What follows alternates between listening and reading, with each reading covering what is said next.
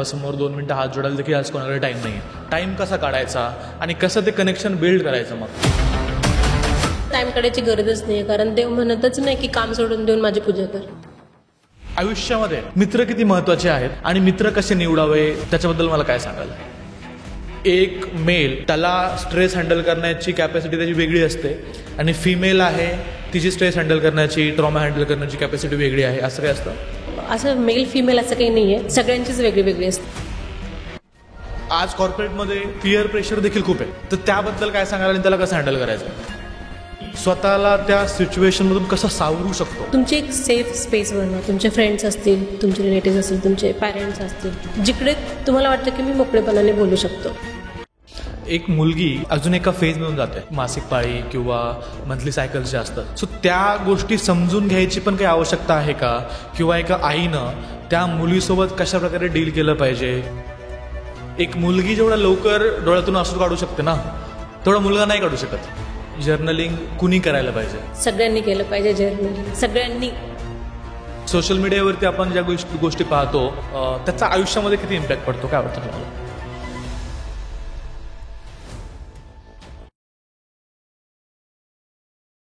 Ma'am, स्वागत आहे तुमचं बोल मराठी या यूट्यूब पॉडकास्टवरती. धन्यवाद. सगळ्यात पहिल्यांदा मला तुम्हाला असा प्रश्न विचारायचा आहे, तुम्ही ॲज अ लाईफ कोच खूप वर्षांपासून काम करतायत, तर लाईफ कोच काम करताना तुम्हाला स्पिरिच्युअल कनेक्शन्स हे आपल्या आयुष्यामध्ये एक पॉझिटिव्ह इम्पॅक्ट कसा पाडू शकतात याबद्दल मला काय सांगाल?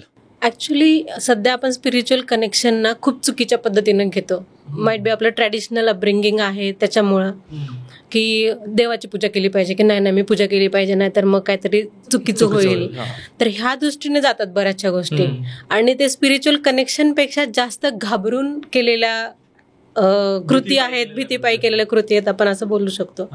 बट स्पिरिच्युअल कनेक्शन म्हणजे तुम्ही जेव्हा स्वतःशी कनेक्ट करताना, ते जे बोलतो ना की तुम्ही सोल सोबत कनेक्ट करता तुमच्या, तर ते त्याला आपण स्पिरिच्युअल कनेक्शन बोलतो. आणि तुमचा हायर सेल्फ म्हणा, काय काय लोक नाही मानत देवामध्ये, तर तुम्ही असं बोला की तुमचा हायर सेल्फ आहे, तुमचं बेस्ट व्हर्जन आहे.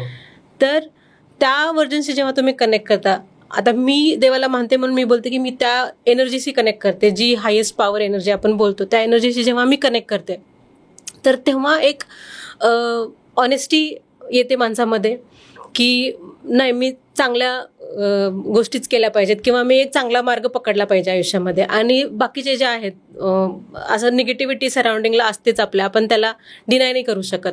तर त्याचा कमीत कमी इम्पॅक्ट जेव्हा तुम्ही कनेक्टेड असता स्पिरिच्युअलिटीशी, तेव्हा त्याचा खूप कमी इम्पॅक्ट होतो, कारण तुम्हाला तो म्हणजे बॅलन्स साधता येतो नेहमी. तर त्याचं मला वाटतं की खूप जास्त महत्त्व आहे. आणि तुम्ही जसं मोबाईल चार्ज करताना, तसं ते एक कनेक्शन आहे जे तुम्हाला नेहमी चार्ज ठेवतं चांगल्या गोष्टी करण्यासाठी किंवा बॅलन्स साधण्यासाठी, समतोल साधण्यासाठी. तर ते चुकीच्या दृष्टीने न घेता, घाबरून न करता, तुमचं जे अल्टिमेट विजडम आहे त्याला तुम्ही कनेक्ट जेव्हा करता, तर ते त्या दृष्टीने गेलं पाहिजे असं मला वाटतं. आता इथं माझा असं म्हणजे मी पण काही अशी स्पिरिच्युअली कनेक्टेड नव्हते कधी. लहानपणापासून आपल्याला कधी ते समजलंच नाही. वाचायचं तर फक्त वाचायचं की हां चला ह्याचं पारायण करा, त्याचं पारायण करा, ते करा तर नुसतं करा, काय त्याला समजून घ्यायची कधी तेवढी नव्हतीच समज नव्हती. पण जेव्हा मी ॲक्च्युअलमध्ये कनेक्ट झाले स्पिरिच्युअलिटीशी, तेव्हा मी ॲक्च्युअल समजून घ्यायला लागले की ह्या इवन आपली हनुमान चालीसा जर मी सकाळी ऐकली तर माझ्या एनर्जीमध्ये काय बदल होतात, आणि ऐकते जेव्हा मी समजून घेऊन ऐकते तेव्हा माझ्या एनर्जीमध्ये काय चेंजेस होतात. तर हे जेव्हा समजून घ्यायला लागतो आपण, तेव्हा थोडंसं आपण जवळ जातो त्याच्या. मला वाटतं जेव्हा मी थोडंसं समजून घ्यायला लागले ह्या गोष्टी, तेव्हा केदारनाथची ट्रिप माझी जेव्हा प्लॅन झाली होती, असं काही विचार करून नव्हतं गेलेलं की आम्ही सकाळी पहाटे 3ला उठून दर्शनाच्या रांगेत लागलेलो. मग असं काही डोक्यामध्ये नव्हतं की एकच आहे की हां चला कधी नंबर येईल आपला, आहे ना, असं की नाही लोकांना नाही जाऊ द्यायचं, जसं जनरली रांगेत होतं की नाही कोणाला नाही जाऊ द्यायचं असं. आणि जाता जेव्हा माझा पहिला पाय पडला, मला समजलं पण नाही की खाली पायरी आहे, म्हणजे गाभाऱ्याची पायरी आली, मला नाही समजलं कारण इतकी गर्दी होती. पण माझा पाय जेव्हा पडला त्या पायरीवरती, माझे ऑटोमॅटिकली अश्रू सुरू झाले. म्हणजे असं काहीतरी हेवी बर्डन होतं ते लूज व्हायला सुरुवात झाली होती. जी जी कनेक्टिव्हिटी असते ना, आपण बोलतो की आपले देवस्थान लोक जातात की फक्त जाण्यासाठी जातात, पण तिथे एक वेगळी एनर्जी आहे, ते मला तेव्हा पहिल्यांदा फील झालं. आणि ती जी फिलिंग होती ना, तेव्हा असं वाटलं की नाही, मला कोणीतरी माझा हात पकडून घेऊन जाते आतमध्ये, की नाही मी आहे तुझ्यासोबत. तर ते मला पहिलं कनेक्शन जे फील झालं होतं. त्याच्यानंतर मी अजून जास्त की मग मी शिवतांडव स्तोत्र ऐकायला सुरुवात केली, समजून घ्यायला सुरुवात केली की याचा काय अर्थ आहे. आपण बऱ्याचदा लोक असे बोलतात, दुसऱ्यांना कॉम्प्लिमेंट करायला पण प्रॉब्लेम आहे की तू छान दिसतोस किंवा तू छान दिसतेस.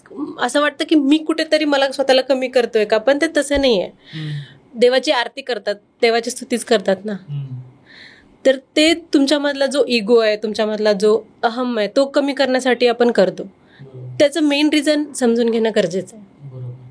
मग जेव्हा त्या दृष्टीने आपण जातो तेव्हा आपण जवळ जातो स्पिरिच्युअलिटी, तेव्हा ते कनेक्शन फील. बट आज प्रॉब्लेम हा आहे ना युथमध्ये, तरुणांमध्ये, की आपल्याकडे टाईमच नाही आहे. कॉर्पोरेटमध्ये जॉब करताना किंवा आपण धावपळीचं जीवन आहे आजचं, टाईमच नाही भेटत. देवाची 2 मिनटं हात जोडायला, देवासमोर 2 मिनटं हात जोडायला देखील आज कोणाकडे टाईम नाही आहे. तर या सगळ्या करिअरच्या मागे धावताना पळताना टाईम कसा काढायचा आणि कसं ते कनेक्शन बिल्ड करायचं? मग पहिली गोष्ट तर टाईम काढायची गरजच नाही, कारण देव म्हणतच नाही की काम सोडून देऊन माझी पूजा कर. आपण तिथे सगळ्यात मोठी चूक करतो की सांगितलेलं आहे याच्यामध्ये पण की वर्क इज वर्शिप. आपण बोलतो हे तुमचं कामच तुमची पूजा आहे असं समजून जर आपण केलं तर तुम्हाला वेगळं काही करायची असं गरज आहे असं मला नाही वाटत. पण एक आहे की तुम्हाला तुमचं मन कुठेतरी कनेक्टेड ठेवणं त्या हायर पॉवर सोबत. जरी तुम्ही देवाला नाही मानत, समजा तुमचं एक हायर सेल्फ आहे कुठेतरी, असं समजून जर चाललो आपण की माझं एक असं वर्जन आहे की ज्याला सगळं चांगलं वाईट माहिती, बरोबर, आणि त्या शक्तीसोबत मी कनेक्टेड आहे, हे जरी आपण फील करून चाललो तर ते कनेक्शन राहतं नेहमी. तुम्हाला त्यासाठी वेगळं पूजा करायची, काही ऐकायची गरज नाही आहे. हां, ज्या लोकांना त्रास आहे काय अँझायटी, डिप्रेशनचा, त्यांच्यासाठी मी कधी कधी रेकमेंड करते की सकाळी ऐकत जा तुम्ही थोडा वेळ, कारण तुमची एनर्जी कुठेतरी ते बॅक घेऊन येतं. तुमची जी कामनेस आहे ना, ते कुठेतरी बॅक घेऊन यायला हेल्प होते. नंतर जनरली असं देवासमोर 10 मिनटं 15 मिनटं बसा, काहीच गरज नाही आहे. तुम्ही तुमचं काम करा, तुम्ही तुमची ऑनेस्टी, तुमच्या सेल्फशी कनेक्टेड राहा, बस इनफ आहे. बरं, तुम्ही आता बोलताना बोललात की ज्या लोकांना एन्झायटी, डिप्रेशन त्या फेजमधून जे जात आहेत त्यांना तुम्ही सजेस्ट करता. हां, तर त्यांच्या लाईफवरती फेथ असेल तर बरं, जर फेथ नसेल तर काय करता येईल, आणि फेथ असेल तर याचा किती फायदा होतो, किती फरक पडतो? आता प्रत्येक गोष्ट तुमच्या बिलीफवरती आहे. पहिली गोष्ट फेथ आहे, तर जेव्हा तुम्ही समजून घेऊन ऐकता तेव्हा तुम्हाला ती कामनेस येते की हे सगळं एका रिझनसाठी झालेलं आहे माझ्यासोबत, मला याच्यातून काहीतरी शिकायचं होतं. आणि समजा तुमचा नाहीये फेथ, तर मेडिटेशन्स सांगतो, काहीतरी जर्नलिंग त्यांच्या जे रिलेटेड आहे, त्यांच्या लाईफचे रिलेटेड, ते जर्नलिंग आम्ही त्यांना देतो की तुम्ही पहिलं क्लॅरिटी घ्या की हे तुमचं रूट कॉज कुठून आहे. बरं, म्हणजे बऱ्याचशा लोकांना असं वाटतं की माझ्या आयुष्यात हे झालंय, कोणामुळे तरी झालंय, दुसऱ्याला आपण दोष देतो, आणि त्याचं मग मी त्या माणसाला काही बोलू शकत नाही, मग ते जास्त डिप्रेशन आलंय. मग हे ओव्हरलोड तुम्ही फक्त ऍड ऑन करताय, तर त्याच्यामुळे असं होतं की ओव्हर थिंकिंग वाढ, मग ह्या सगळ्या गोष्टी होतात. मग याच्यापेक्षा जर तुम्हाला मी जर्नलिंग दिलं तुमच्या जे काय लाईफमध्ये प्रॉब्लेम आहे त्याच्या रिलेटेड, तर तेवढंच तुम्हाला कळतं की नाही यार, ऍक्च्युअल प्रॉब्लेम हा नाहीच आहे जो मी विचार करते किंवा करतोय.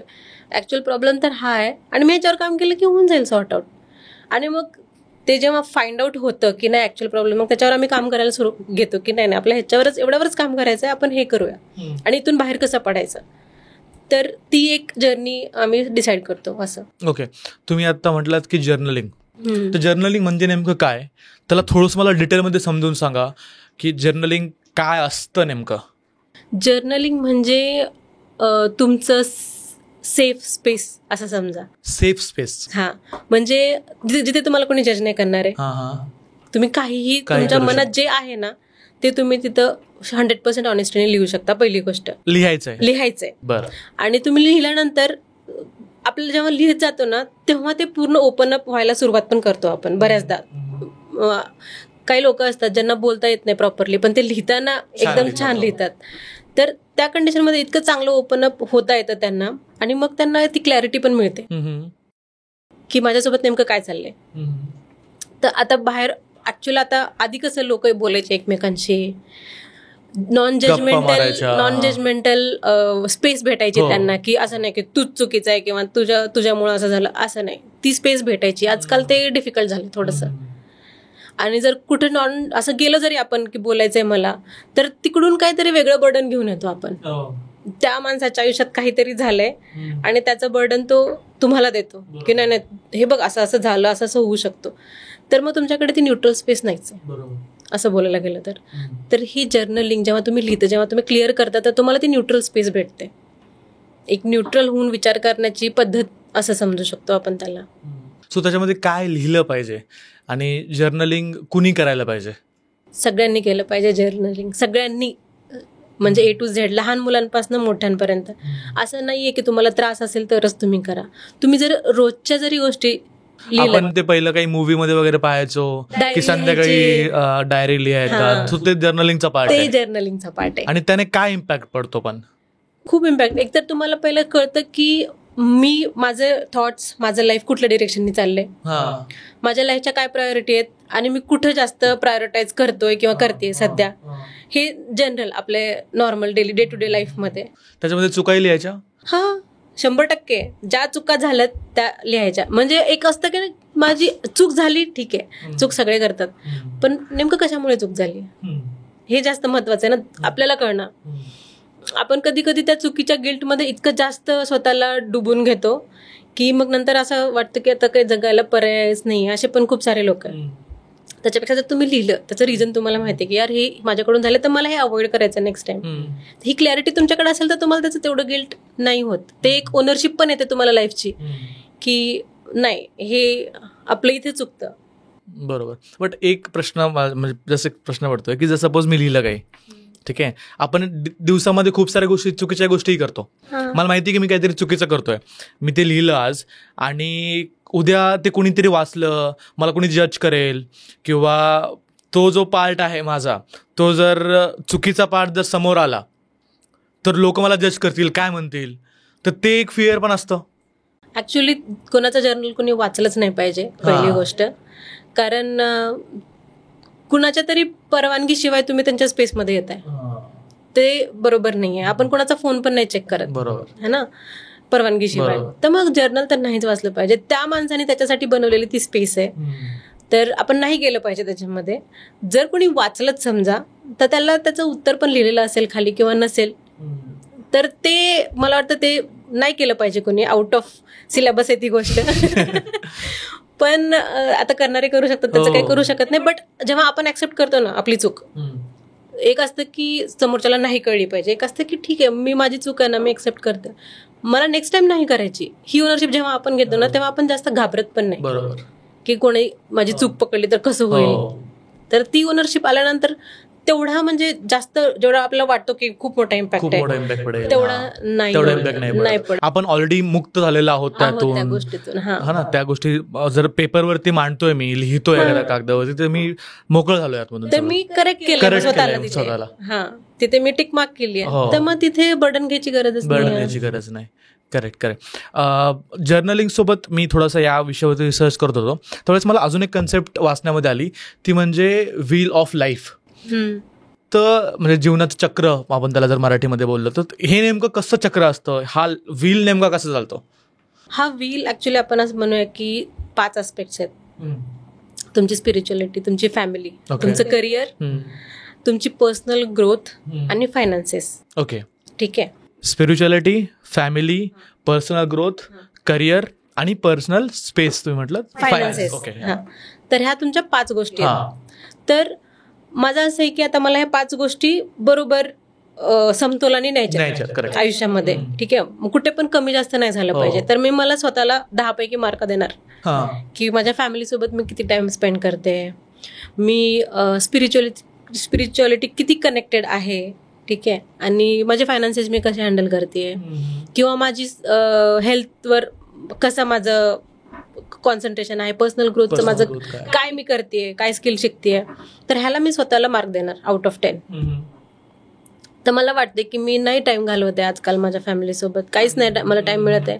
तर मी 2 मार्क दिले आणि माझे फायनान्सेस ठीक चालले तर मी 8 मार्क दिले. आणि समजा माझं पर्सनल ग्रोथचं सध्या ठीक आहे चाललंय, बट एवढं चांगलं नाही चाललंय तर मी 5 मार्क दिले. ओके टामटूम. तर मग त्या कंडिशनमध्ये मला कळतं की मला कुठे फोकस करायचंय. आणि तुम्हाला ना ट्रॅकवरती राहण्यासाठी हेल्प करते नेहमी. सो मग जर आपल्याला दिसलं की एखाद्या आस्पेक्टमध्ये मी कमी स्कोर दिलाय स्वतःला, कमी गुण दिले स्वतःला, तर त्यावरती फोकस करावं लागेल. त्यावरती फोकस करायचं. असं नाही आहे की करायचं, कुणी बंदूक नाही ठेवलेली आहे, पण एक आपल्याला दिशा मिळते की यार मी इथे थोडंसं कमी चाललंय, किंवा आता एक असं झालंय की लाईफ खूप बिझी आहे, तर प्रायोरिटी आपण नाही देत फॅमिलीला की चला ठीक आहे चाललंय चालू द्या. बऱ्याचदा होतं. तर मग काही फोन आला तरच बोलणार, काही काम असेल तरच बोल, असं माझ्या बाबतीत पण होतं. मी पण 3-3, 4-4 दिवस घरी फोन नाही करत आईवडिलांना. पण एक असं असतं की मला कळतंय तिथे की मी हे तर चुकतेय, मी केलं पाहिजे. मी ऍटलिस्ट की एक 5 मिनिटाचा कॉल केला. आणि असं नाहीये की 5 मिनिटाचा फोन नाही मिळत, काय टाइम नाही मिळत, पण असं असते की दिवसभर कॉल करून झालंय, आता मी थोडं निवांत बसणार आहे. मग तिथे माझी प्रायोरिटी मी कुठेतरी शिफ्ट केली है ना. तर मग ते नाही करत आपण जेव्हा आपण ह्या गोष्टी ट्रॅक करायला चालू करतो, तर त्याच्यासाठी हेल्प होते. बाकी असं काही मेजर असं हे नाही आहे त्याचं. नॉर्मल तुमच्या रोजच्या लाईफचं जे काही बॅलन्स आहे ते राखण्यासाठी हेल्प होतं. बरोबर. आपण ज्यावेळेस लाईफबद्दल बोलतो त्यावेळेस मला वाटतं लाईफमध्ये अजून एक इम्पॉर्टंट पार्ट आहे, लाईफचा भाग आहे, तो म्हणजे आपले मित्र. आपले मित्र, त्यात तुम्ही म्हणाल की काही मित्र चांगले असतात जे आपल्याला सपोर्ट करतात, आणि काही मित्र मे बी आपल्याला चांगले दाखवतात बट मागे खेचायला कुठेतरी पाहत राहतात, किंवा तोंडावरती चांगले बोलतात आणि मागे पाठीमागे आपली निंदा करत राहतात. तर आयुष्यामध्ये मित्र किती महत्त्वाचे आहेत आणि मित्र कसे निवडावे त्याच्याबद्दल मला काय सांगाल? पहिली गोष्ट तर तुमचं पूर्ण जे तुम्ही बनता ते 80% मित्रच बनवतात तुम्हाला, असं मला वाटतं. कारण टीनेज नंतर ना आईवडिलांचा जो इन्फ्लुएन्स आहे तो कमी होतो. मुलांना वाटतं की आपल्या घरी कोणाला काही कळत नाही, माझे मित्र त्यांना सगळं कळतं. तर ते खूप जास्त इम्पॅक्ट करून जातं. तर मग प्रॉब्लेम असा आहे ना की एक तर टीनेजमध्ये आयडेंटिटी नावाची गोष्ट माहीत नसते, माझी आयडेंटिटी वगैरे काहीच, हे टर्म्सच माहीत नाहीत. तर मग आपण काय करतो की नाही मी तुझ्यासारखाच आहे, किंवा मी तुझ्यासारखीच आहे, आपण सेम आहे, आपण फ्रेंड्स आहे ना, आपण सेम आहे, ह्या टर्मिनॉलॉजीला कुठेतरी हे करण्यासाठी, साधण्यासाठी आपण चेंज होण्याचा प्रयत्न करतो. मुलांना सिगरेटच्या बऱ्याचशा सवयी याच्यामुळेच लागतात. मुलींबद्दल पण मी खूप साऱ्या गोष्टी बघितल्यात की एखादी फ्रेंड येऊन म्हणते की नाही तू जर त्या मुलाशी बोलली नाही तर मी तुझ्याशी नाही बोलणार, हे पण होतं बऱ्याचदा. तर मग हिला ते माहीतच नाही आहे फील्ड. समजा एखादी मुलगी, तिला ते फील्डच माहीत नाही आहे, तिच्यासाठी सगळं नवीन आहे हे. मग ती मैत्रिणी म्हणते की नाही तू नाही बोलली तर मग मी तुझ्याशी नाही बोलणार. तर मग ती प्रयत्न करते त्या ऍक्सेप्टन्ससाठी की मला ही नाही बोलली पाहिजे, की मला हिचं ऍक्सेप्टन्स भेटलं पाहिजे, तर ठीक आहे मी बोलते. मग ती ना इझिली मॅनिप्युलेट होते नंतर. तर हे जे आयडेंटिटीसाठी आपण करतो, ऍक्सेप्टन्ससाठी करतो, मग इथे आपल्याला नाही समजत की कुठे चाललंय. मग एक आहे की काही फ्रेंड्स असतात, समजा फॉर एक्झाम्पल की आता अट्रॅक्शन पण येतं मुलांमध्ये जेव्हा, तर काही फ्रेंड्स नाही तू खूप चुकीचं करते हे, मग तू माझी मैत्रीण नाही, असं एकदम. काय फ्रेंड असतात की नाही ठीक आहे चालतंय असं है ना. पण त्याचा समतोल साधणारे जे फ्रेंड्स असतात की ठीक आहे हे नॅचरल आहे आणि तू आत्ता ह्याला जास्त अटेन्शन नको देऊ, टेक इट इझी, आणि तू आता सध्या तुझं आपलं जे काही होमवर्क आहे आपण ते करूया, बघूया काय होतंय, ठीक आहे थोडा टाइम घे, आत्ताच ह्याला लगेच रिॲक्ट करणं गरजेचं नाहीये. मग हे जेव्हा तुम्हाला समजून घेऊन तुम्हाला करेक्ट दिशा जे दाखवतात, पण त्या वयामध्ये ते समजतच नाही की आपल्यासाठी योग्य काय आहे, आपल्यासाठी चांगला मित्र कोण आहे आणि आपल्या आयुष्यासाठी खराब दिशा दाखवणारा मित्र कोणता आहे. मग त्यावेळेस ते कसा समतोल साधायचा, त्याच्यासाठीच पुस्तक लिहिलं ना. ऍक्च्युली हे समजतच नाही ना, तुम्हाला समजायचं ना मला समजायचं, आणि हे गेलोय आपण या गोष्टींमधनं, सगळ्यांचा इश्यू आहे हा. आणि ठीक आहे छोट्या मोठ्या गोष्टी, छोट्या मोठ्या चुका झाल्या तर ठीक आहे, बट कधी कधी खूप मोठा इम्पॅक्ट करून जातात तुमच्या आयुष्यावर त्या गोष्टी. तर तो इम्पॅक्ट असा असतो की त्याचा मग तुम्हाला नंतर रिग्रेट तर खूपच आहे, पण खूप मोठं नुकसान झालंय आयुष्याचं त्याच्यामुळे. मग ते कुठेतरी समतोल साधण्यासाठी हे जे गाईड म्हणतो आम्ही की तुम्हाला हेल्प करायला, काय कनेक्शन तुमचं गुड कनेक्शन आहे, बॅड कनेक्शन आहे, तर ते गाईड प्लस त्याचं जर्नल आहे की तुमचा फ्रेंड की तुम्हाला काय गोष्टी म्हणजे तुमच्या स्वभावाच्या बाहेर जाऊन करण्यासाठी फोर्स करतोय का तुमचा फ्रेंड, किंवा काय बोलतो आपण त्याला इन्फ्लुएन्स करतोय का. तर हे सगळं त्याचे आन्सर्स जेव्हा लिहितात मुलं तेव्हा त्यांना थोडीशी आयडिया येते की हे माझ्या स्वभावाच्या बाहेर जाऊन करतोय मी. बरेचसे मुलं बघतो आपण, चांगली मुलं आहेत जे सिगरेट वगैरे प्यायला चालू करतात, म्हणजे अननेसेसरी. सुरुवातीला त्यांना आवडत पण नाही मित्रांमुळे, बट नंतर ते पूर्ण आहारी गेलेले पण बघितलं तर आपण. तर सुरुवातीला जर समजलं की मी माझ्या स्वभावाच्या बाहेर जाऊन हे करतोय आणि हे मला खूप जास्त नुकसान देईल पुढे जाऊन, ते जर त्यांना तेव्हा समजलं तर खूप चांगला म्हणजे छोटीशी चूक पटकन सुधारली जाईल असं वाटतं. बरोबर. आणि असं झालंय पण मुलांसोबत. पण त्याच ठिकाणी जर असा एखादा मित्र असेल, मे बी मी माझ्या स्वभावाच्या पलीकडे जाऊन करतोय, बट तो मला अशा गोष्टी करायला प्रवृत्त करतोय ज्याने मला लाईफमध्ये काहीतरी अचीव्ह होईल, काही सक्सेस मिळू शकेल, तर असे काही मित्र असतात. मग ते ऑलवेज तुमचे, आता तुम्ही जे करताय ते चांगलं आहे की वाईट आहे, त्याच्याने तुमचा फायदा होणार आहे की तुमचं नुकसान होणार आहे, एवढं तरी क्लॅरिटी आपल्याला आली पाहिजे.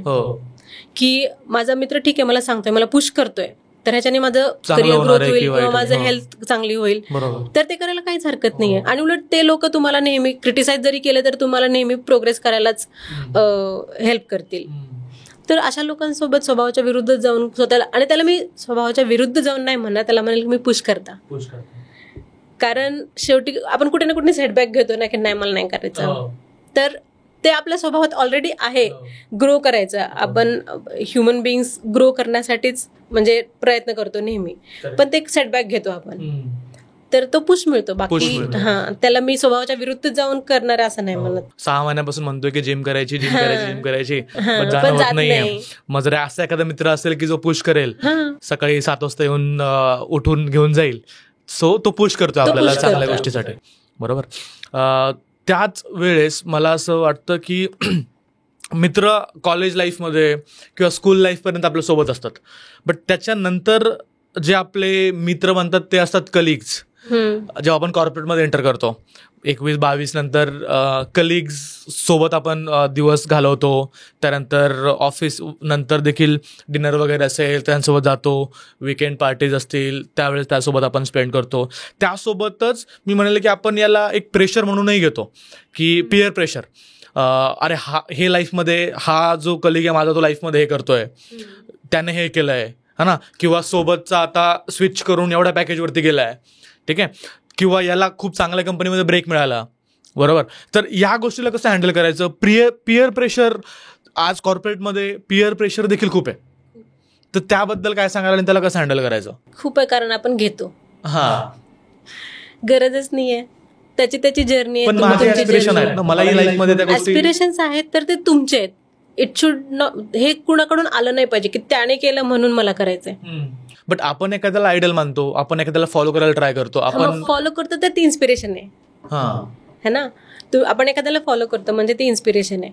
आपण एखाद्याला आयडल म्हणतो म्हणजे ती, पण जर एकाने केलंय म्हणून मी फक्त प्रेशर घेतोय तर ते माझं, आणि आपल्यालाच नाही आहे टीनेजर्सला पण हे जे लोक करतात आपण जे बोललो आता, ते पिअर प्रेशर मध्येच करतात की मला ह्याच्यासारखं बनायचंय किंवा मला हिच्यासारखं बनायचंय.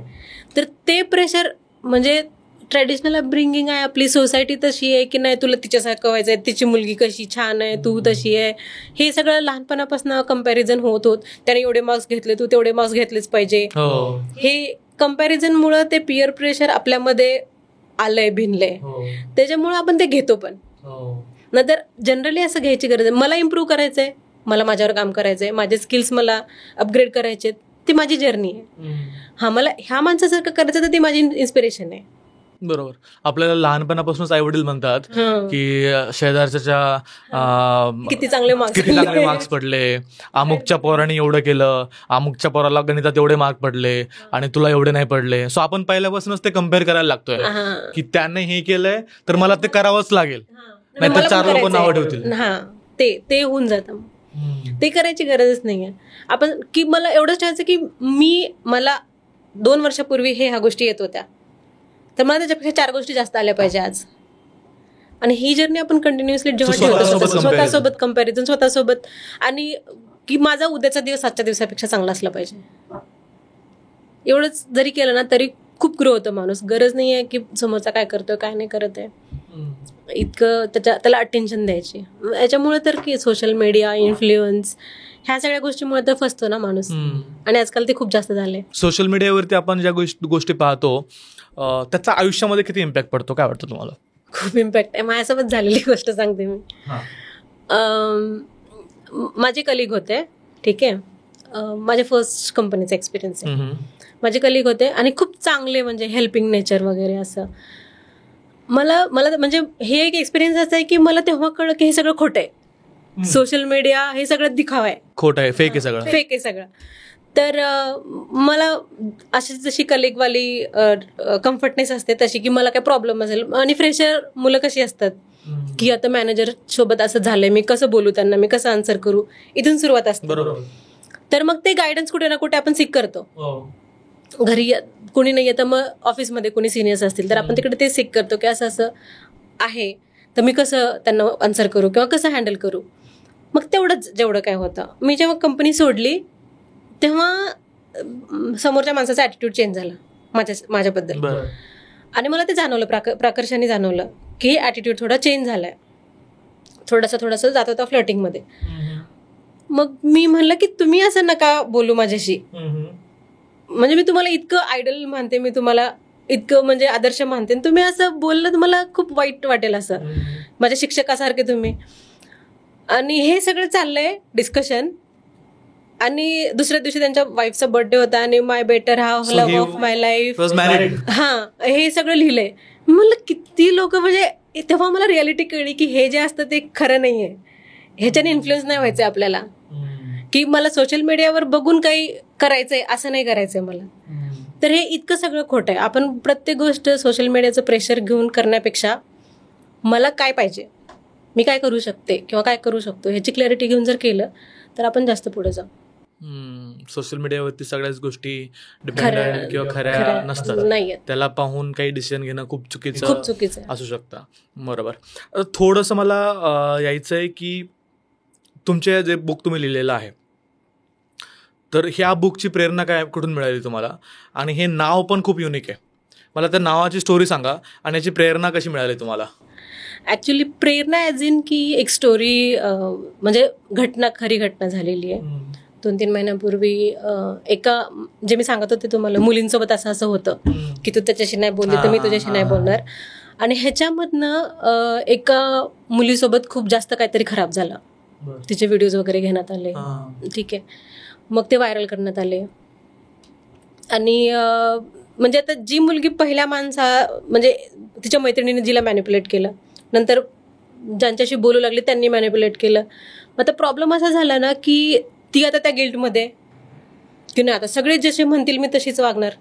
तर मग ती अजून मोठं एक प्रेशर डोक्यावर घेऊन, एक गिल्ट डोक्यावर घेऊन ती अजून मोठी पीपल प्लीजर बनणार की नाही लोक जे म्हणतील तेच मी करणार. आणि गावासारख्या खेड्यासारख्या ठिकाणी काय करतात मग आता ही जे आजूबाजूचे लोक असतात की नाही कुणी ऐरागैरा नथू कैरा येईल की नाही मी तुमच्या मुलीशी लग्न करेल, की मग बापरे आमच्यावर उपकार केले तुम्ही. मग तिला घरातून बाहेर काढण्यासाठी प्रयत्न होणार. मग तो कसाही वागवला तिला, कसंही त्याने तिला ट्रीट केलं तर ती ट्रीट करून घेणार, कारण ह्या गिल्टमध्ये. तर मला ना कुठे, कारण आणि मॅनिप्युलेशन वगैरे ह्या सगळ्या गोष्टी मी गेलेली आहे की माणूस कसा स्वतःबद्दल विचार करायला लागतो किंवा कसं दुसरे बरोबर वाटायला लागतात. तर हे मला खूप चांगल्या प्रकारे माहिती आहे. मग मी ॲक्च्युली ह्याचा अवेअरनेससाठी स्कूलमध्ये सेशन्स घेण्यासाठी जात होते. बट एका तासामध्ये सगळ्या गोष्टी कव्हर नाही होत आहे. 1 तासाच्या लिमिटमध्ये मी नाही कव्हर करू शकत आहे बऱ्याचशा गोष्टी, इव्हन त्यांचे करिअर गोल्स आहे काय, कारण प्रत्येकाचे प्रॉब्लेम्स वेगळे आहेत. तर मग मी म्हणलं की नाही, एवढं जर मला खरंच काय द्यायचं आहे 100%, तर मग मी हे सगळं एका बुकमध्ये कन्वर्ट केलं पाहिजे. आणि म्हणून मग ती बुक लिहिली. त्याच्यामध्ये मी गायडन्स पण लिहिलं आहे की तुम्हाला काय केलं पाहिजे, काय नाही केलं पाहिजे, काय रिलेट करतात गोष्टी, स्टोरीज आहेत, छोट्या छोट्या स्टोरीज आहेत ज्या मी जवळून बघितलेल्या आहेत माझ्या आयुष्यामध्ये. तर त्या स्टोरीज ॲड केलेल्या आहेत आणि मग त्याच्यानंतर त्यांना जर्नल दिले. ते जर्नल आहे त्यांना क्लिअरिटी मिळेल, त्यांचे करंट जे फिलिंग्स आहेत, त्यांची करंट जी सिच्युएशन आहे. आणि त्याच्यानंतर त्यांना एक 20 दिवसाचं जर्नल दिलं. जर्नल ॲज इन मी म्हणेल की ट्रॅकिंग जर्नल आहे, की त्यांना ते दररोजचं ट्रॅक की मला ह्या दिशेने जायचंय, तर मी ते 20 दिवस फॉलो करेल. आणि असं एक आहे की तुमचं ब्रेन आहे एका पर्टिक्युलर ट्रॅकवर चालायला तुम्हाला 20 दिवस लागतात आणायला. तर तेवढं 20 दिवसाचं जर्नल दिलेलं आहे त्यांना. तुम्हाला काही असेल, समजा अट्रॅक्शन रिलेटेड काय वाटत असेल की बाबा मग अट्रॅक्शन आहे की माझा रिअल बॉन्ड आहे की मला खरंच काय वाटतंय, तर मग तेव्हा ते जर त्यांनी एक चॅप्टर फॉलो केलं फक्त, तर त्यांना क्लॅरिटी मिळून जाईल.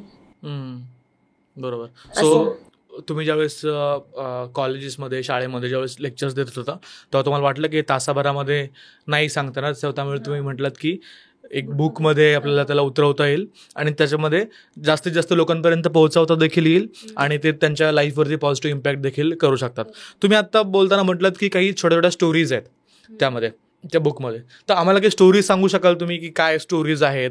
तुमच्या पर्सनल स्टोरीज असतील, तुमच्या बालपणातल्या काही स्टोरी असतील किंवा तुमच्या कॉलेजमधल्या काही स्टोरीज असतील ज्याने तुमच्या आयुष्यावरती कसा इम्पॅक्ट केला किंवा तुमचं आयुष्य कसं बदललं त्या एका प्रसंगामुळे किंवा त्या एका जर्नीमुळे. असं एका जर्नीमुळे नाही होत, बट आपल्याला समजत नाही पहिल्यांदा तरी की कॉलेजमध्ये जेव्हा असतो तर पहिल्यांदा समजत नाही आहे की नेमकं करायचं काय. बरोबर, ठीक आहे. आणि आपल्याला कोणी सांगितलं की नाही हा माणूस चांगला आहे. तर आणि माझं एक लहानपणापासून परसेप्शन असं होतं की समोरचा माणूस एकतर खरं बोलतोय ना तर मग जोक करतोय. दोनच गोष्टी समजायच्या मला. जनरली सगळ्यांचंच तसं असतं जोपर्यंत आपण दुनियादारी बघत नाही, शिकत नाही. तर त्या कंडिशनमध्ये जास्त इन्फ्लुएन्स होतो आपण नेहमी. आणि एक स्वभाव माझा बनलेला आहे की जजमेंटल बिलकुल नाही आहे मी. तर मग कुणी काय बोलतंय तर मग मला असं वाटलं जर नाही ते खरं आहे तर मग ते आपण ऐकलं पाहिजे. त्या स्पेसमधनं येतो आपण. तर मग कॉलेजमध्ये वगैरे पण जेव्हा की मी म्हणजे असं माझा जेव्हा कॉन्फिडन्स खूप कमी झाला होता, मी मराठी मीडियममध्ये शिकलेली आणि मग नंतर जेव्हा इंजिनिअरिंगला आलं तर पहिले एक 2 महिने समजायचं मला. बट जेव्हा फर्स्ट एक्झाम झाली मला कळलं की मला पेपरमध्ये काहीच समजत नाही आहे, काय विचारले.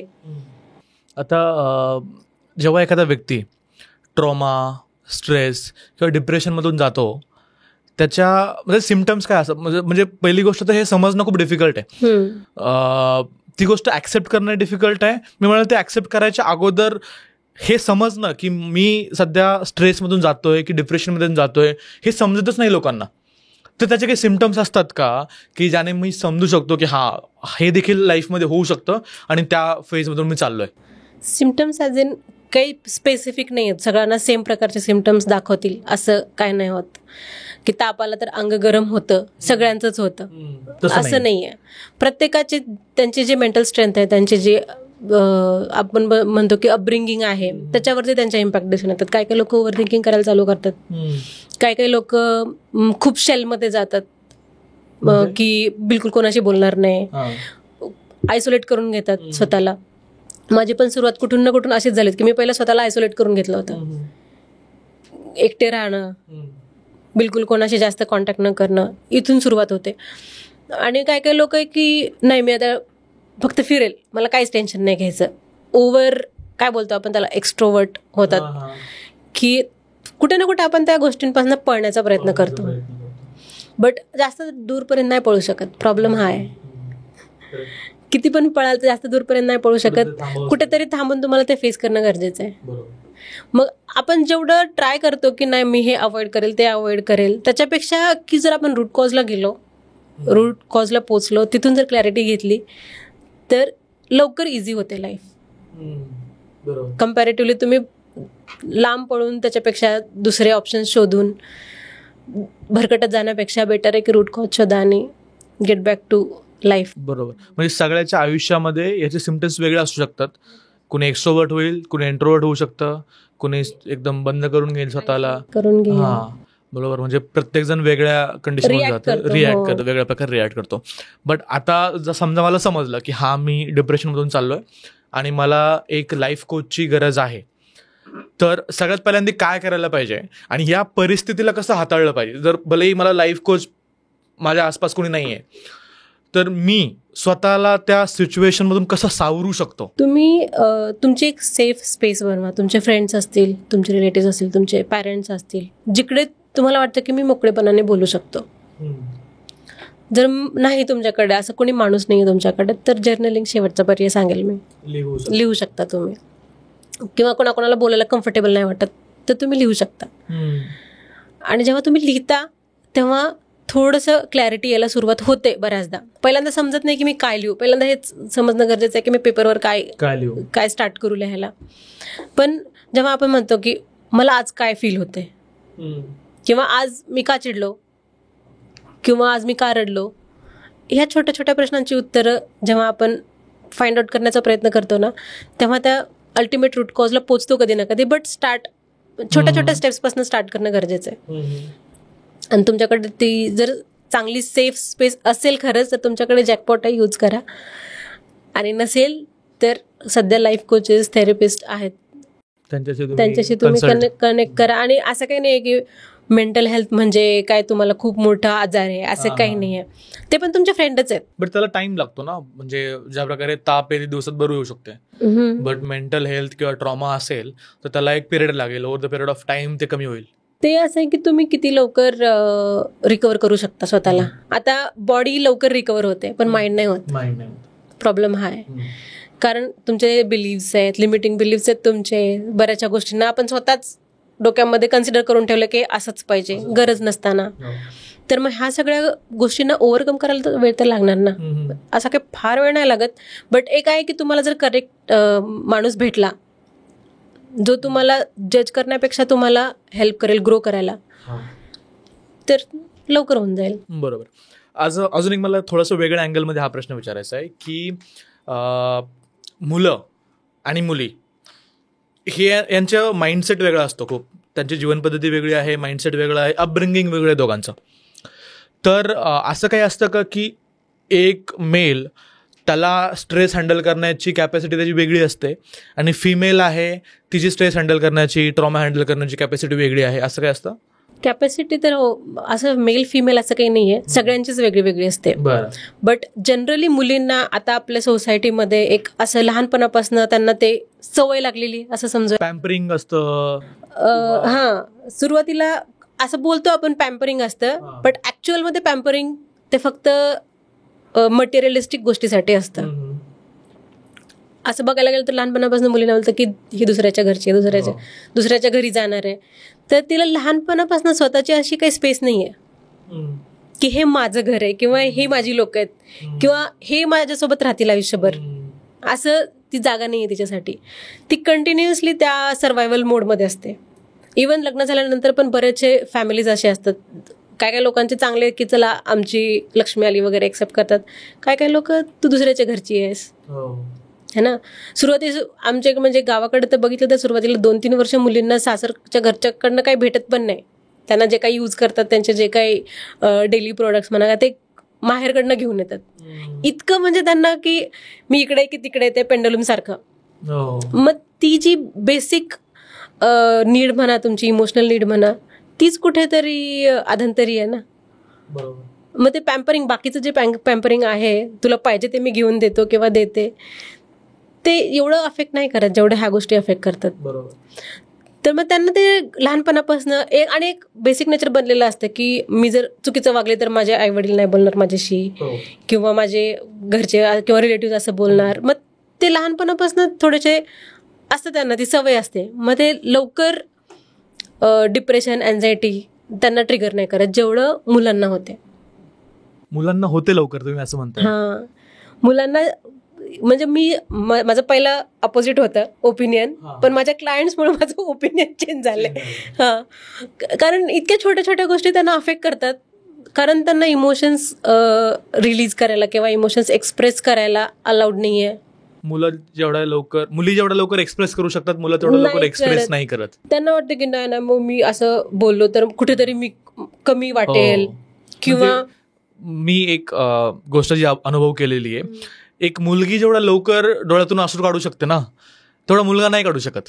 काढत नाही, ते येतात पण तो काढू नाही शकत. म्हणजे सपोज मी आज म्हणजे एखादा मुलगा आहे जो घरामध्ये सगळ्यात मोठा आहे, ठीक आहे, त्याने पाहिलेलं आहे की मी माझ्या फॅमिलीला सपोर्ट करतोय, मी भावाला सपोर्ट करतोय, मी बहिणीला सपोर्ट करतोय, मी आईवडिलांना सपोर्ट करतोय, माझी फॅमिली माझ्यावरती डिपेंडंट आहे. मी जर त्यांच्या समोर जर अश्रू काढले किंवा मी जर त्यांच्या समोर मोकळा झालो, रडलो, तर मी जी स्पेस बनवलेली, माझी इमेज बनवलेली आहे, घरात थोरला आहे, सगळं माझ्यावरती, मी सगळं हँडल करू शकतो, तर ती कुठे ब्रेक होईल. हो, तर या फेज मधून मुलं जातात. हो, आणि ऑलमोस्ट सगळीच मुलं जातात, लहान असो मोठा असो, सगळीच मुलं जातात. ते प्रेशर आहे ना, ते अनहर्ड, अनसीन प्रेशर आहे ते. माझ्याकडे क्लायंट पण होता, त्याला पण म्हणजे त्याच्यावर पूर्ण घर त्याच्यावर डिपेंडंट होतं, बट त्याचा कॉन्फिडन्स खूप कमी झाला की मी काहीच नाही करू शकत आहे. बर, म्हणजे मी घरातली छोटी मोठी सासू सुनेची भांडणं पण मॅनेज नाही करू शकत, मी आयुष्यात काहीच नाही करू शकणार. लग्नानंतर सगळ्याच मुलांच्या आयुष्यामध्ये तो फेज येतो. आणि त्याच्या लग्नाच्या आधी मी त्याच्यासोबत काम केलेले, तर खूप अल्टिमेट हुशार मुलगा. बट मला म्हणजे ते त्याचं रूप बघून एकदम की हे असं काय झालं याला अचानक, तेवढा हुशार असून. कारण त्याचं आणि एक इमोशनल तुमच्या इंटेलिजन्सचं खूप जास्त घट्ट कनेक्शन असतं असं बोलेल मी.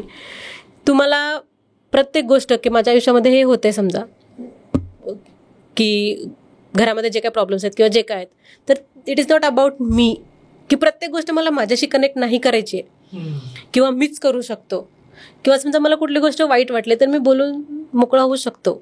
हे लहानपणापासून कधी कोणी सांगितलंच नाही. बोलतात की नाही तू मुलगा आहे, मुली रडला तर मुलीसारखं का रडतो रे, किती नॉर्मल वाक्य आहे, पण काही वाईट नाही आहे ना त्याच्यात. त्याला ते लहानपणापासून की पुरुष हा पुरुषासारखा असला पाहिजे, ह्या सगळ्या गोष्टी लहानपणापासून शिकवल्यामुळे त्याचं ते बर्डन घेऊनच चालतात. मग त्यांचे इव्हन इमोशनल असून सुद्धा ते इमोशन्स नाही एक्सप्रेस करत.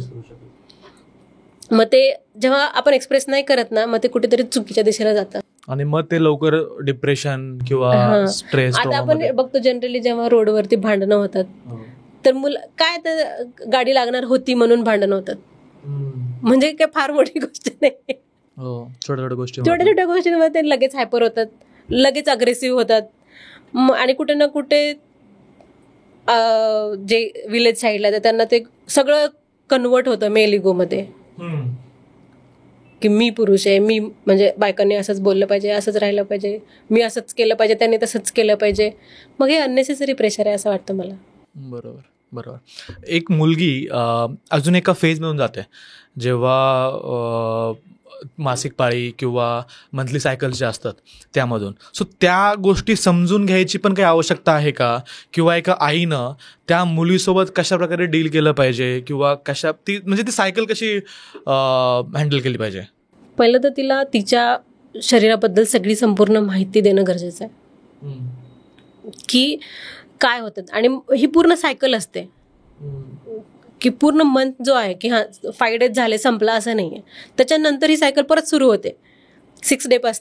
तर ही सायकल काय, तिच्या मूडमध्ये होणारे चेंजेस काय आहेत, ते कशामुळे आहेत, हे सगळं तिला सांगणं खूप गरजेचं आहे. कारण बऱ्याचदा त्या मूड स्विंग्सच्या त्या एका फेजमध्ये, एका टाईममध्ये बऱ्याचशा मुलींकडनं पण चुका होतात. तिला जर माहीतच नाही आहे ती गोष्ट, तिला माहीतच नाही आहे नॅचरल आहे की हे फक्त थोड्या वेळापुरतं टेम्पररी परमनंट आहे, तिला काहीच माहीत नाही आहे. तर मग हे तिला क्लॅरिटी देणं खूप गरजेचं आहे. आणि दुसरी गोष्ट जे आपण आपले ट्रेडिशनल टॅबूज आहेत की मंदिरात नाही जा, हे नाही करत, ते नाही करत, तर ती ॲक्च्युली अशी स्टोरी होती की खूप आधीच्या काळी कष्टाची कामं राहायची. म्हणजे आपल्या आजीच्या काळात बघितलं तर सगळी जेवण बनवण्यापासनं ते पूजा करण्यापर्यंत खूप कष्टाची कामं होती. म्हणजे आताच्या सारखं देव पाण्यात बुडवला आणि ठेवला अशी पूजा नसायची. त्यांची पूजा वगैरे पण वरतीपासनं मंदिर साफ करण्यापासून पूजा असायची, म्हणजे खूप कष्टाची कामं असायची. तर तिच्यासाठी ती सुट्टी होती की 5 दिवस तुझी तब्येत ठीक नसणार आहे तर तू सुट्टी घे, आणि तेवढीच सुट्टी होती तिच्यासाठी. आणि कुठे ना कुठे एक त्या टायमामध्ये तुमचे मेंटल हेल्थ पण म्हणजे इरिटेट असतो माणूस. म्हणजे मला असं वाटतं की समोर कोणी आलं तर मी त्याला झापड मारेल, तर मी त्या कंडिशनमध्ये मी मंदिरात गेले तर माझी कशी मनशांती चांगली राहील, मी कशी देवासमोर नतमस्तक होणार आहे, नाही होणार आहे ना. मग ते एक आहे की बाबा तुमचं ते खूप जास्त केमिकल लोचा चालू आहे डोक्यामध्ये, तर तुम्ही थोडं रिलॅक्स करा 5 दिवस. तर ती गोष्ट समजून गोष्टी करणं गरजेचं आहे. आणि असं सांगितलं ना तर मुलींना पटतं पण.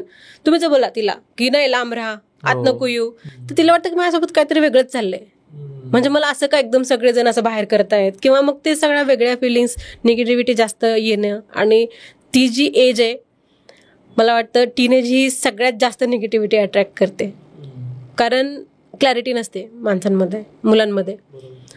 तर मग तेव्हापासून पण असं होतं की मग मी मम्मीचं नाही ऐकणार, मी पप्पाचं नाही ऐकणार, माझ्याशी असं वागतात, माझ्याशी तसं वागतात, तर मग मी माझ्या फ्रेंड्सचे बोलेल, त्यांचंच ऐकेल, ते मला चांगलं बोलतात, ते मला चांगलं ट्रीट करतात. मग या गोष्टी अशा दुसऱ्या मार्गाला जाण्यापेक्षा तुम्ही स्वतः जर त्यांना बसून बोललात, त्यांच्याशी क्लॅरिटी दिली त्यांना, तर त्यांना हेल्प पण होईल आणि ते तुमच्या जवळ पण राहतील इमोशनली. बरोबर. तुमच्यासोबत बोलून मला एक गोष्ट जाणवते की तुम्ही तुमच्या ॲज अ लाईफ कोच खूप साऱ्या व्यक्तींना चांगला सल्ला, एक योग्य मार्गदर्शन दिलेलं असणारच आहे.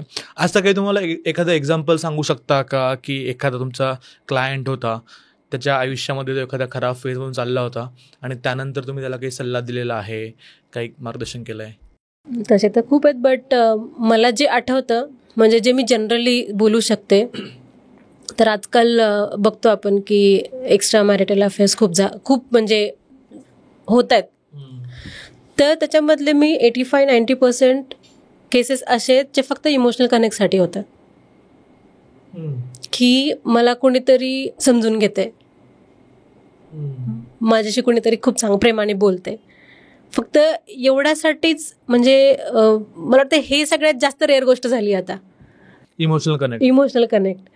तर मग याच्यासाठी ते सगळं होत आहेत आणि त्यांना माहिती नाही सुरुवातीला. त्यांना आहे की माझी फॅमिली पण नाही सोडायची मला, बट मला हे पण नाही करायचं, बट मला छान वाटतं बोलून.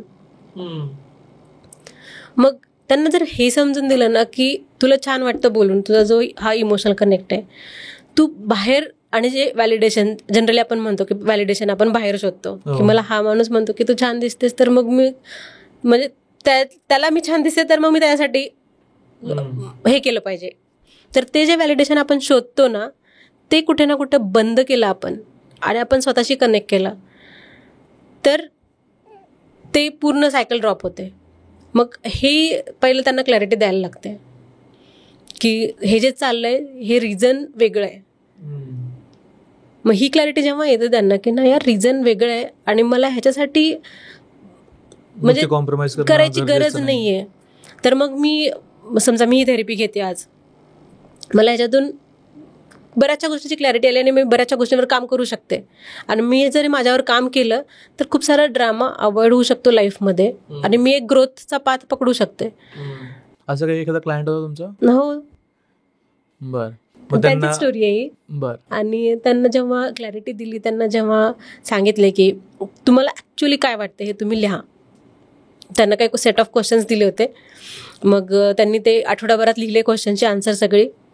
आणि जेव्हा नेक्स्ट वीकला आले ते, तर मग ते बोलले की मॅम रिझन एवढंच आहे फक्त. तर मग म्हणलं रिझन एवढंच आहे तर मग छानच गोष्ट आहे, मग याला सोल्युशन पण आहे. आता तिथे हे एक नेचर असतं आमचं की आम्ही जज नाही करत की हो तुम्ही खूप चुकीचे आहे, तुम्ही असं, मग तो माणूस कुठेच नाही जाणार हेल्प मागायला. तर मग त्याच्यापेक्षा जर त्याचं ऐकून घेतलं, त्याला हेल्प केली की आन्सर शोधायला, तर मग ते प्रॉपर डिरेक्शनला जातं. करेक्ट. तुम्ही आता IT मध्ये जॉब देखील करताय, मग IT मध्ये जॉब करत करत या गोष्टीला टाइम कसा मिळतो लाईफ कोच करायला, कोचिंग करायला? जास्त वेळ नसतोच, 5 days वर्किंग आहेत. तर मी सॅटर्डे संडे ज्यांना खरंच खूप जास्त गरज आहे मला असं वाटतं त्यांनाच सेशन्स बुक करते. आणि जनरली तर टीनेज, आता हे जे माझे सेशन चालू होते मुलांसाठी, तर माझा जास्त वेळ तर इकडेच जात होता स्कूलमध्ये वगैरे, आणि मग बुक लिहायला घेतली. त्याच्यामुळे मी जास्त असं क्लायंट्स अटेंड नाही करू शकले, बट आहे सॅटर्डे संडे थोडासा टाइम काढते. बरं मॅम, अजून एक प्रश्न मला विचारायचा आहे की मी म्हणतो की प्रत्येक माणूस स्वतःची काहीतरी एनर्जी कॅरी करतो, बरोबर? आपल्याला काही लोकांचा सहवास आवडतो, काही लोकांचा सहवास नाही आवडत, किंवा आपण आजकाल म्हणतो वाईब मॅच होत नाही माझी, तर एनर्जी म्हणजे काय किंवा हे वाईब कशी डिफाईन करता येते? ॲक्च्युली ती काही डिफाईन नाही करतात. प्रत्येक माणूस आपापली वेगळी एनर्जी कॅरी करतो. इवन दो आपण बघितलं असेल की लोक ते कुंडली वगैरे बघतात, तुमचं नेचर वगैरे पाहतात, न्यूमरोलॉजीमध्ये. तर ते एक बेसिक एनर्जी तुम्ही काय कॅरी करता ह्याचं एक प्रिडिक्शन असतं. ठीक आहे, मग त्याच्यामध्ये आपला सहवास आला, मग आपले फ्रेंड सर्कल आलं, मग ती एनर्जी आपण परत चेंज होते, मग आपलं अपब्रिंगिंग आलं, ती एनर्जी चेंज होते. कारण आपण जिकडे इन्फ्लुएन्स होतो तेव्हा आपण एक वेगळी एनर्जी आपल्यासोबत कॅरी करत असतो. मग आपल्याला वाटतं ना की खूप पकवतो यार हा, मला नाही बोलायचं त्याच्याशी, तर मग त्याची तुमची एनर्जी कॉन्फ्लिक्ट आहे, तिकडे तुम्हाला त्या गोष्टी नाही आवडत, ज्या समोरचा माणूस किंवा समोरची मुलगी बोलतीये ते, तर मग आपलं नाही पटत. बरेचसे लोक आहेत की तो माणूस समोर आला की बिलकुल नाही पटत, मला नाहीच आवडत त्या माणसाशी बोलणं, तर ती तिची वेगळी एनर्जी कॅरी करते जी तुमच्याशी मॅच नाही करत आहे. तर मग ते आपण असं समजतो की तो माणूसच चुकीचा आहे किंवा ती व्यक्ती अशी आहे की जी मला नाही आवडत. बट आपल्याला हे समजून घेणं गरजेचं आहे की ती एक वेगळी एनर्जी कॅरी करते, मी एक वेगळी एनर्जी कॅरी करतो, जी आम्हाला नाही मॅच करू शकत. तर मग तशाच पद्धतीनं आपण आपली एनर्जी समजून जर आपलं सर्कल निवडलं किंवा आपलं लाईफ पार्टनर निवडला तर एक इझी होऊन जातं लाईफ पुढं होऊन. म्हणून तर आजकाल खूप सारे असं डिवोर्स केसेस होतात की सुरुवातीला समजून घेत नाहीत की समोरचा माणूस ऍक्च्युअल काय एनर्जी, ते बोलतात ना 36 गुण जुळले 32 गुण जुळले, ते आधी जुळायचे कारण मग आधी इतका इन्फ्लुएन्स नव्हता. आता जुळून पण काही फायदा नाही कारण इन्फ्लुएन्स खूप आहे. म्हणून तो एक असं गॅप आहे जो आपण समजून घेतला पाहिजे की यार खरंच एनर्जी मॅच होतीये का, की मला खरंच जमेल काय माणसासोबत. अरेंज मॅरेज मध्ये तर तो ऑप्शन नाही आहे, बट लव्ह मॅरेजमध्ये ज्यांच्याकडे आहे त्यांनी एक्सप्लोर करायला काही हरकत नाही. बरोबर. आता मला एक असं सांगा की करिअरमध्ये किंवा लाईफ बॅलन्स ठेवण्यासाठी कोणत्या 3 सोप्या गोष्टी आपण करायला पाहिजेत, ज्याने सगळ्या गोष्टी तुम्ही मगाशी म्हटलात की व्हील ऑफ लाईफ, तर ते बॅलन्स करण्यासाठी अशा काय सवयी आहेत ज्या आपण केल्या पाहिजेत ज्याने आपली लाईफ जी आहे ती बॅलन्स होईल? मला तर सगळ्यात इम्पॉर्टंट आहे डिसिप्लिन. डिसिप्लिन ॲज इन की स्वतःला एकदम बंदूकच्या गोळीवर नाही ठेवायचं, बट एक आहे की बाबा मी हा रुटीन फॉलो करेल. तर मग तो रुटीन मी कसा फॉलो करतोय की मला माझ्या हेल्थला प्रायोरिटी द्यायची आहे, तर मग मी ऑफिस एवढे तास करेल, समजा माझं 9 तास तर मी 9 तासाच्या वर नाही करणार. त्याच्यानंतर काही काम आलं तर मला नाही म्हणायला शिकलं पाहिजे. मला स्वतःला तेवढं इम्पॉर्टन्स देता आलं पाहिजे. स्वतःवर प्रेम करायला जेव्हा शिकतो ना माणूस तेव्हा नाही म्हणायला पण शिकतो. ते शिकणं पण खूप गरजेचं आहे. तिथून सुरुवात केली पाहिजे. जेव्हा मी माझ्यावर प्रेम करायला सुरुवात करेल तेव्हा मी म्हणेल की नाही मला माझी हेल्थ पण प्रायोरिटी ठेवायची आहे, मला माझ्या जे बाकीचे फॅमिलीचा टाईम आहे तो पण प्रायोरिटी ठेवायचा. तर मी मग 9 तासाच्या नंतर बोलेल की नाही माझा टाईम संपलाय किंवा मला बाकीचे गोष्टी आहेत पाईपलाईनमध्ये तर मी नाही घेऊ शकत. मग जेव्हा हे करायला शिकतो आपण तेव्हा वर्क लाईफ बॅलन्स येऊन जातं. त्याच्यासाठी डिसिप्लिन पण गरजेची आहे की ते फॉलो केलं आपण तर तो कॉन्फिडन्स पण राहतो. जर आपण नाही केलं तर मग मी काल नाही गेलं तर मग काय टाइमपासच झालं, तर मी आज काम करून घेते, मग आज पण नाही जाणार. सो डिसिप्लिन सगळ्यात महत्त्वाचं आहे. आणि दुसरा एक इम्पॉर्टंट पॉईंट तुम्ही सांगितलात की नाही म्हणायला शिकलं पाहिजे आणि स्वतःवरती प्रेम करायला पाहिजे. या 3 गोष्टी जर केल्या तर नक्कीच एक जो आपला बॅलन्स आहे लाईफचा तो आपल्याला मेंटेन ठेवता येईल आणि आपलं आयुष्य एक पॉझिटिव्ह वेमध्ये जाईल. तुमच्या आयुष्यातला असा काही टर्निंग पॉईंट होता का की या पॉईंट नंतर तुमचं आयुष्य बदललं किंवा एक खराब फेजमधून तुम्ही गेलात तर त्यानंतर तुमची लाईफ चेंज झाली? हो, एक म्हणजे जर्नी होती जेव्हा मला माहिती नव्हतं की मी ॲक्च्युली कुठेतरी खराब फेजमधनं जाते आणि ते मला खूप इम्पॅक्ट करते. कारण तेव्हा असं असतं की नाही मी स्ट्रॉंग आहे, मी नील निभावून कर लेंगे, तर तो ॲटिट्यूड होता. पण ते करलेंगे मध्ये खूप जास्त इम्पॅक्ट इतका झाला की मला समजलंच नाही आणि खूप साऱ्या लोकांनी त्या गोष्टींचा फायदा पण घेतला. की जसं मी आधी सांगत होते की लहानपणापासून असं सांगण्यात येतं ना की तू चांगली नाही दिसत. मग ते चांगली दिसत नाही कुठेतरी असं कळलं की मला कॉम्प्रोमाइज करायचं आयुष्यामध्ये. आता मग जो कोणी असेल त्याच्यासोबतच कॉम्प्रोमाइज करायचं की मग तू नाही तर मग मला कोणी नाही भेटणार वगैरे अशा कंडिशन. मग ते समोरच्या माणसाने जेव्हा साधलं आणि त्यांनी जेव्हा मला मॅनिप्युलेट करायला सुरुवात केली तिथून माझं थोडंसं मेंटल स्ट्रेंथ कमी व्हायला सुरुवात झाली होती. जे माझ्या लक्षात नाही आलं. म्हणजे मला आधीपासून शाळेमध्ये भाषण वगैरे करायची सवय होती, बट माझ्या तोंडातनं 2 शब्द पण निघेना. कॉन्फिडन्स पूर्ण कमी झाला. मग असं वाटायचं की हा जर गेला आयुष्यातनं तर मग एकटी राहील मी, किंवा ती भीती. मग समोरचा माणूस जे बोलतो ते खरं आहे असं. मग जेव्हा मी सेपरेट पण झाले, जेव्हा मी डिसिजन घेतला की नाही, बघू, एकटं राहून बघूया, ठीक आहे, भीती तर भीती फेस करून बघूया. तरी पण एक असतं ना की बोलायला कोणीतरी पाहिजे, किंवा फ्रेंड्स म्हणा, असं नाही आहे की बाबा कोणीतरी स्पेशल पाहिजे, बट फ्रेंड्स, जनरल सर्कल. तर मग त्या पण सर्कलमध्ये जेव्हा असं कळलं की लोक फक्त मॅनिप्युलेट करण्यासाठीच बोलतात माझ्याशी, किंवा फक्त मला चांगलं वाटावं म्हणून बोलतायत, ह्या सगळ्या गोष्टी जेव्हा दुनियादारी जेव्हा बघितली थोडी, जेव्हा ते कॅरेक्टर असॅसिनेशनवाल्या गोष्टी झाल्या थोड्या, मग वाटलं की जे मी विचार करते तो चुकीचा आहे. आणि हा जो माझा अँझायटीचा फर्स्ट अटॅक होता, तिथून मला कळलं की काहीतरी खूप चुकीचं होतंय माझ्यासोबत, जे नाही झालं पाहिजे, किंवा ज्याच्यातून मला रिकवर करणं गरजेचं आहे. आणि मग त्याच्यानंतर मग ही लाईफ, आणि मला ही लाईफ कोचिंगची जर्नी इतकी मॅजिकल वाटली ना, जी मी घेतली, जी थेरपी मी घेतली, इतकी मॅजिकल होती की मला सगळ्या गोष्टींचे म्हणजे आन्सर्स मिळत गेले. आणि मला हे पण वाटलं की हे लोक जर नसते मला भेटले समजा, तर मी इथं कधीच नसते आले, मी कधीच नसता विचार केला कुणाला हेल्प करण्याचा, कारण मला स्वतःला हेल्पची गरज होती आयुष्यात. तर मी इतकं ग्रो कधीच नसते केले. इवन दो जेव्हा मी त्या रिलेशनशिपमध्ये वगैरे होते, माझं सगळा फोकस माझ्या कामावरती होता. माझे तेव्हा आपण काय बोलतो, बिगिनर लाईफ असते, तर फ्रेशर्स म्हणून, तर मला इथे 100% द्यायचं आहे, मी इथं फेल नाही होऊ शकत.